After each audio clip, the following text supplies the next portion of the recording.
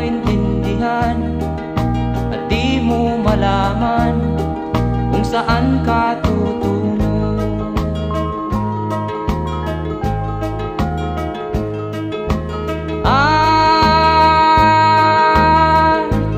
Kung nakamit mo na ang pangarap, di pa rin masiyahan, ang nais mo'y madagdagan, limot mo na ang iyong pinagmulan.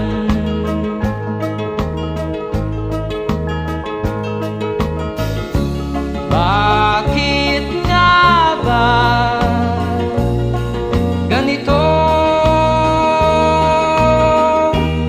Ang tao'y walang kasiyahan.